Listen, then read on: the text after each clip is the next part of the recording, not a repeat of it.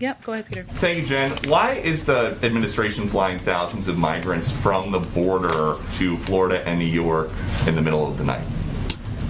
Well, I'm not sure that it's in the middle of the night, but let me tell you what's happening here. 2:13 It is our a.m., 4:29 a.m. Well, very early in the morning. Here we are pre-dawn. talking about early flights, earlier than you might like to take a flight. It is our legal responsibility to safely care for unaccompanied children until they can be swiftly unified with a parent or a vetted sponsor, and that's something we take seriously. We have a moral, obligation to do that and to deliver on that. As a part of the unification process, our Office of Refugee Resettlement facilitates travel for children in its custody to their families or sponsors across the country. So in recent weeks, unaccompanied children passed through the Westchester Airport, which I think is what you're referring to, en route to their final destination to be unified with their parents or vetted sponsor. It's no surprise that kids can be seen traveling through states, not just New York. It's something that we're also working to unite children with their family members or vetted sponsors in other parts of the country as well. Okay, to follow up on some of the tax talk, there's this new proposal by Democrats in Congress and the Treasury Secretary to start monitoring every bank account that has $10,000 of cash flow per year. So is the plan to catch billionaire tax cheats by snooping on accounts that just have $10,000 in them? Well, that's not exactly an accurate description. So let me help you with an accurate description of what is actually happening here. And there was a statement by the Secretary of Treasury on exactly this, where she said in this statement, so just to reiterate, she deeply appreciates the work of Chairman Wyden and Chairman Neal's leadership on reconciliation, and in particular, the need to close the tax gap. At the core of the discrepancy in the ways types of income are reported to the IRS are opaque income sources, frequently avoid scrutiny, while wages and federal benefits are typically subject to full compliance. So people who get W-2s, whether they are teachers, firefighters, employees at Fox News, anywhere where they may be getting a W-2, that's not what we're talking about here. They're already reporting their income. We're talking about high net worth individuals who are not paying the taxes they owe, and that's what this policy would propose to address. But in the statement that you just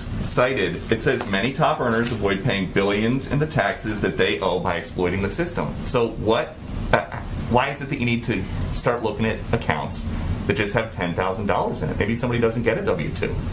That is not exactly what it does. The $10,000 is anything under that would not be applicable, nor would people who receive W-2s, Peter. What we're talking about here are people who are high net worth individuals who are not paying the taxes they owe, something we think everybody believes should happen and can help pay for in a range of important investments to make us more competitive. And then just one on vaccine requirements. If the whole point of a vaccine mandate is to make people safer, but a vaccine mandate also means tons of police and military may walk off the job, then at the end of the day, does a vaccine mandate make people safer? Well, where are tons of police and military walking off the job? Well, the Washington Post says that hundreds of thousands of U.S. service members remain unvaccinated, which is leading to questions about possible military readiness. The L.A. County Sheriff says that 5 to 10% of their workforce could walk off the job. And so, considering is there any concern about that? Well, I would say what we point to, or what I would point you to, is evidence with a range of companies, organizations.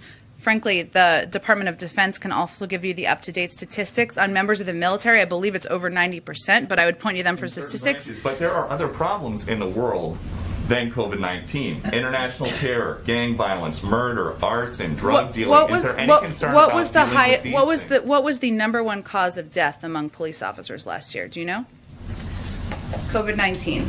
So that's something that we're working to address, and police departments are working to address. If you look at Seattle as an example, which I know has been in some of the reporting, 92% of the police force is vaccinated, as are 93% of firefighters. 99% of Seattle's 11,000 employees have submitted vaccine verification or an exemption request. Safety, though, all these other problems, terror, murder, robberies, kidnappings, is there any concern that if police forces shrink, or if the size of the ready military force shrinks, that the United States or localities may not be equipped properly to deal with Peter, that? more than 700,000 people have died of COVID.